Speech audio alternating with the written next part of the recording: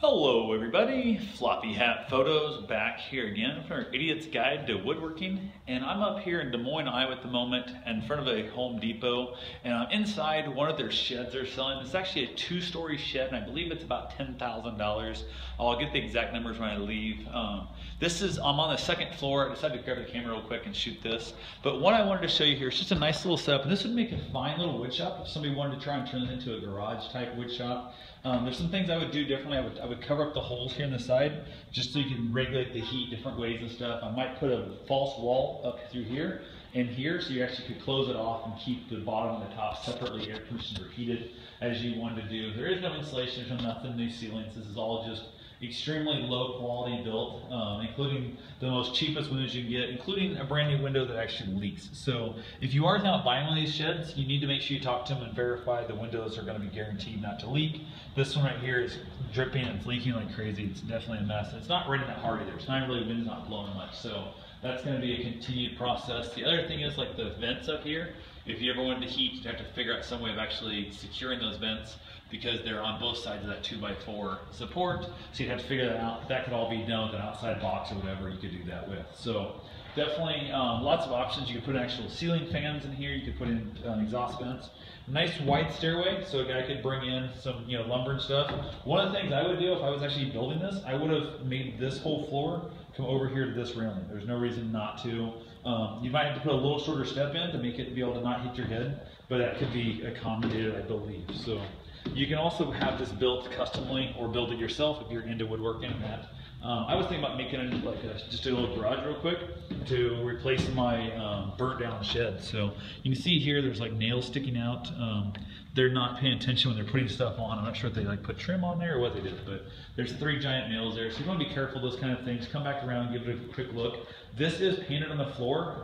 It's really nice. I like the fact they painted the floor, so it's easier to do when it's being put together. So definitely makes a big difference. You can put like a small air compressor and stuff back up underneath there. You kind of build like a little wall and a fan in there to kind of get rid of the sound.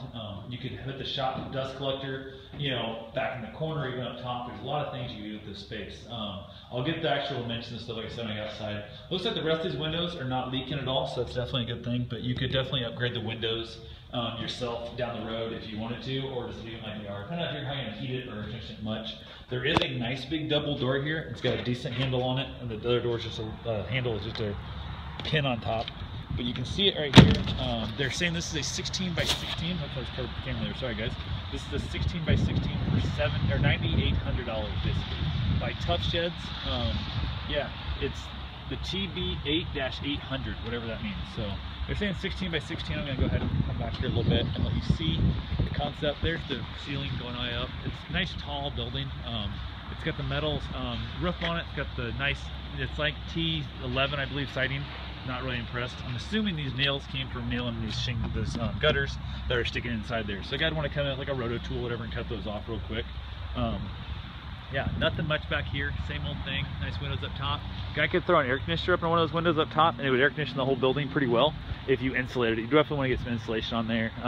Maybe throw some gutters on it if a person wanted to put some gutters in there. But see, like you can tell, it's lower quality there. You can see where it's not painted up, the trim's not painted up on top of there. So you'd want to come in and give it a nice solid coat of paint to keep it from rotting out, because it's not, this is done in a factory somewhere. They're just knocking them out really super fast. So you definitely want to go ahead and take the time to go back over. If you buy something like this, like I said, it's 10 grand, dirt cheap. You can see a whole slew of them down here, anywhere from like $3,000 on up, depending on what you look at. But this is a nice big 2-story. You get a nice big 2-story shed, you'd be amazed at what you can do. You can have your sharpening station and stuff up top, your lathes or anything like that. Have your big cutting tools in the bottom. There's all kinds of things you can do. And 16 by 16 is pretty good size, because you can basically cut full-size sheets of plywood in here, get the stairs, open the door up. So when you want to cut full sheets, run it through and you're good to go. So set your table saw 8 feet away from the back wall at the end of the blade of the table and you're good to go. So definitely, you could definitely do that without a problem. Like I said, just have the doors open when you cut the full sheets down. The few times you got to do that.